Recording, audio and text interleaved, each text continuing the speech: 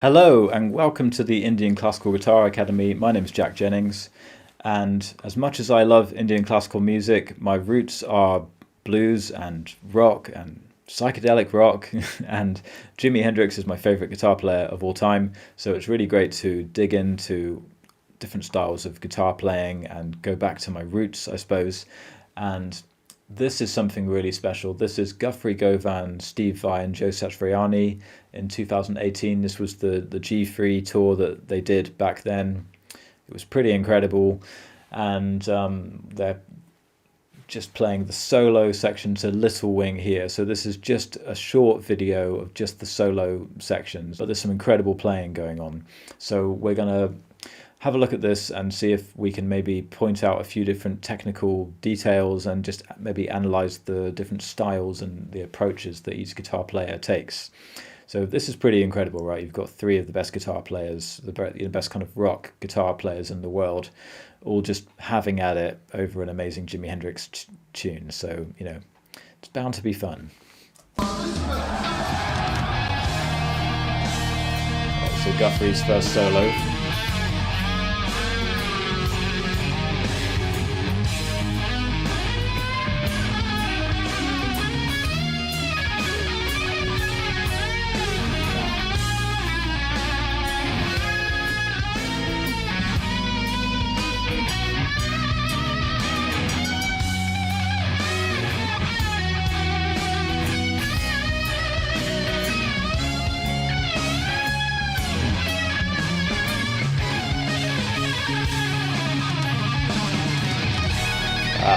Okay. Just before we go on to Steve Vai, let's just think about what Guthrie's doing a little bit there. So this is a very visceral solo, you know. He's got different modes, this guy, Guthrie Govan. He's got different levels, but this is just really, really gutsy. And he's got a very thick kind of sound on there. It almost sounds like he's got a little bit of like a Leslie kind of cabinet sound on there. So it's got a little bit of that kind of doubling effect, like rotary speaker effect on there. I'm not sure if that's what it is, but it's a very interesting sound. So I feel like he's really focusing on, you know, like the visceral attack on those notes, and he's playing some really great chord tones over the chord tones is a kind of fancy word for this style of music, but, you know, not to put it down, just to say that the notes that he's playing, he's following the chord changes in a really nice way, and sometimes recalling bits of Jimmy's original solo with these beautiful string bends. And then of course there's some really crazy nifty fast stuff in there, which is very, very the kind of stuff that only Guthrie really seems to be able to play at that kind of speed, I suppose.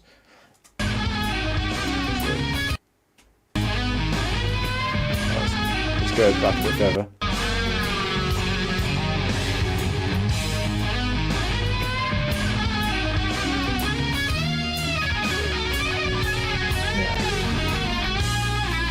Beautiful string bends. That's a bit from the original solo.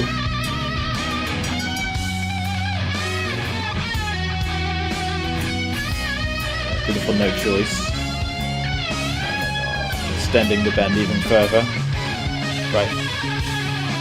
And then an incredibly tightly packed run going all the way down the neck to landing on the downbeat just so perfectly. Let's go back a bit further.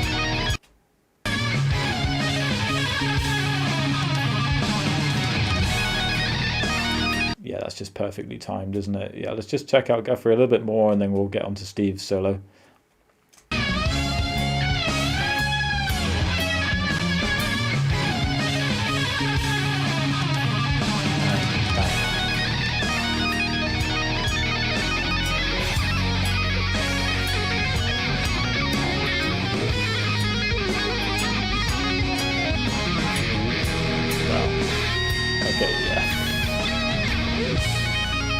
Okay, hold on a minute there, Steve. So it feels like Steve comes in there and he's really not taking any prisoners, and you can't really blame him. I mean, after following a solo from Guthrie Govan, it's a bit like, well, what are you going to do? What are you going to play?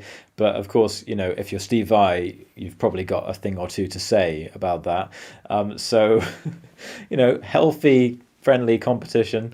You just can't help it, I suppose, if you're all, you're really boosting each other up. You're taking that energy, and of course, musically, you got to keep it moving forward. So Steve Vai just really launches in there with his tapping and then his legato style.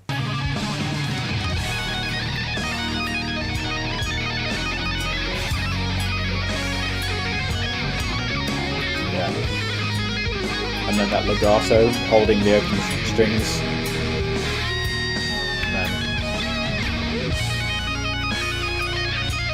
God, there's just so much in here. It's difficult to do an analysis video like this because in like 10 seconds, it's like about 6 different things happen that would be interesting to talk about. So of course, you guys wanted to see the whole video all the way through. I'll put the link in the description because you just want to get stuck into it. But it's just interesting to notice when he's doing his tapping style. At the beginning, he's doing these really kind of tight intervals together. There's a kind of like chromatic movement in there, which if you played that slow, that would probably sound quite kind of out of tune, off key. But the way he does it really, really fast and a very, very visceral, like very heavy attack that he does. When Steve Vai does tapping, it sounds really kind of raucous and really edgy. And then he makes it more of like a multi-string sort of tapping. And he often uses like 2 or 3 fingers on his right hand while he's tapping. So he's got a tapping style that incorporates multiple fingers at the same time. So they're very unusual kind of complex patterns that he's playing. Then he moves into this kind of legato thing where he's holding the guitar up there to mute the open strings so he can play more freely with his legato. And he does a really cool movement I've seen him do before where he finishes that legato run and then he kind of whips back with his right hand and hits that open E string to finish the run. So legato, legato, legato, and then bang, just to finish it perfectly. That's pretty amazing move. So let's just try and catch that again. Right, so multi-strings. Yeah. Legato, and then getting all the way down. Right, and then a different way of muting for legato.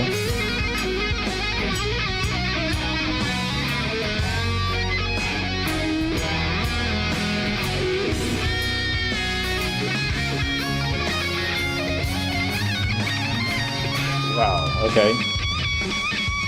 Yeah, and then just some really ferocious kind of speed picking to end that off. So he was doing this interesting thing there where he was kind of like muting the lower strings so he could do legato on the top strings just to make sure he wasn't getting any unwanted string noise. And then he kind of lifted the finger up across the strings as he played to the lower strings.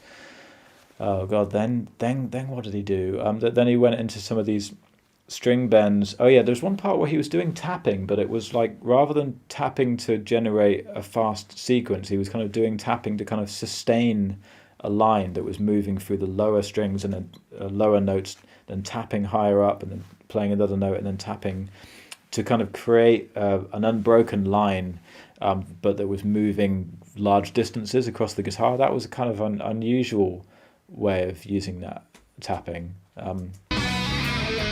Here, yeah, and then some speed picking.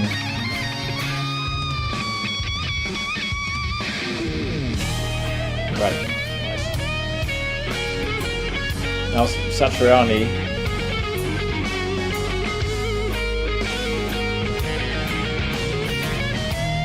Ah, that was a great note to hear there. Yeah, nice.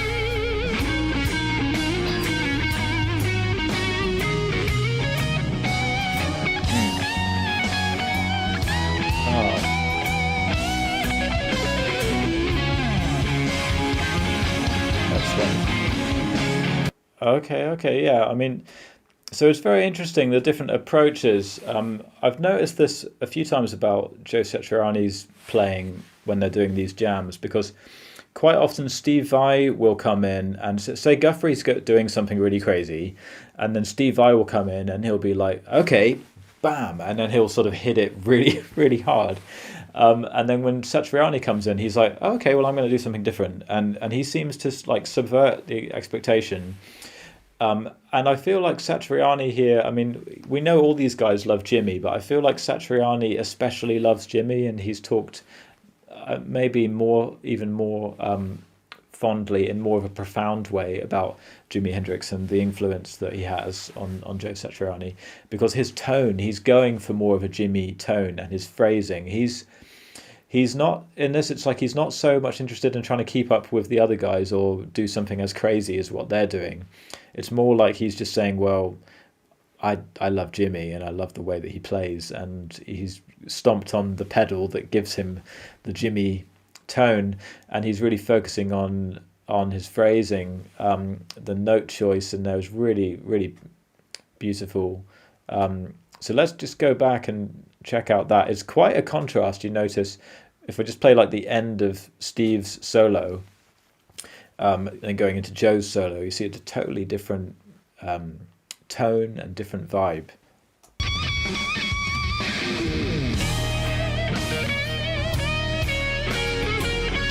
Yeah, and quoting a Jimmy phrase. Right, and more chord soloing. But that note, I love that. It feels like he's going for a note slightly lower than what you might have expected, and that gives it a really, really beautiful extension over that chord. It sounds more like a suspended kind of note. Yeah, there's so much stuff, so much great stuff in there.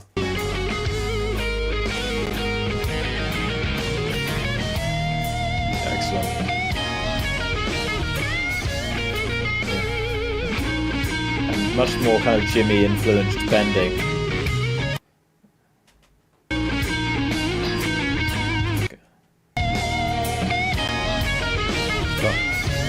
That's very Jimmy.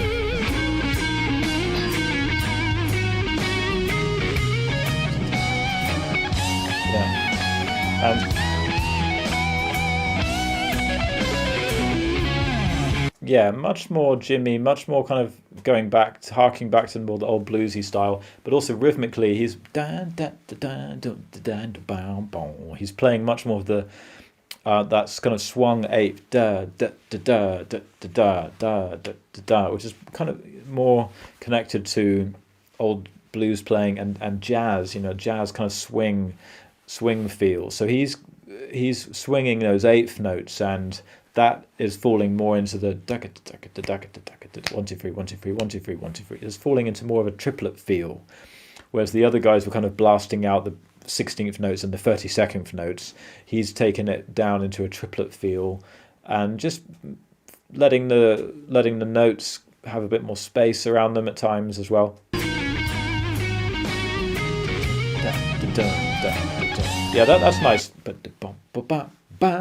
That's a really that's almost like more like a gospel singer kind of sound, because actually Little Wing, if you think about it as a chord progression, it's kind of got almost like a gospel. I haven't really thought about that before, but it's got a bit of a gospel quality to it actually. And if you really solo over it in that way, the gospel kind of phrasing comes out really brilliantly. It's almost like a singer.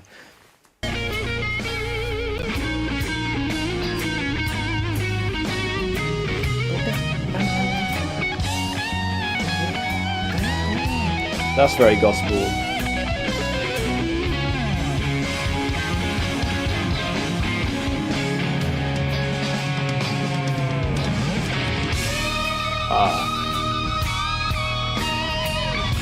And now some awesome harmonies.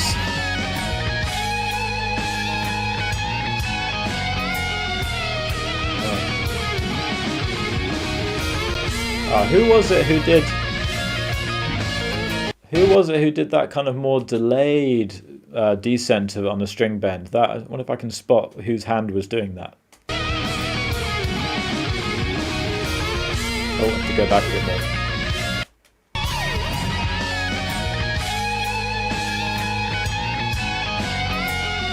It was Satriani. Yeah, if you watch Satriani, he does this really beautiful da, and then vibratos that note. That really stood out. So watch Joe's hand.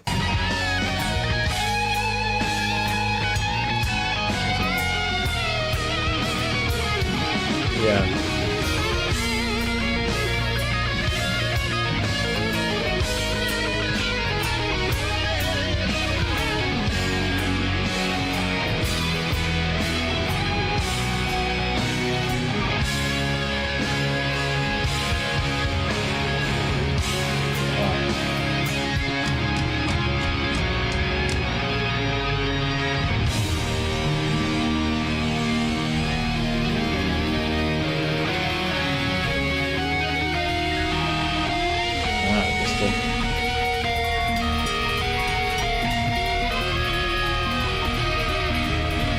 You've got to love those endings. Long endings, just loads of beautiful sounds. Lots of satisfied grins. Wow. Excellent. Wow, yeah. And the guys all look really happy. And this looks like a great concert. It's like an outdoor concert in Rome, I think it was. Where are we, Joe? We are in Italy. No. I'll give you $1 if you can pronounce. Well, there's the church in the Yeah, so they're in Italy. Beautiful outdoor concert, man. I would love to have been there. Yeah, so it's pretty glorious stuff, isn't it? And it's interesting to see the different styles. And there's another jam that they did, which is got some really crazy stuff in there, and you can really see these different personalities coming through, how they sort of take on what each other are doing and influence each other, but then also Joe is often the one who kind of breaks off and does something a bit different. So yeah, really interesting to see these guys playing together. As long as you don't mind endless guitar solos, but I think pretty much everyone who watches this channel likes guitar solos, so otherwise you wouldn't still be here, would you? So thanks very much for watching. Please comment, like and subscribe, and let me know other videos that you'd like me to react to and try to analyze what's going on. So thanks very much for watching. See you next time.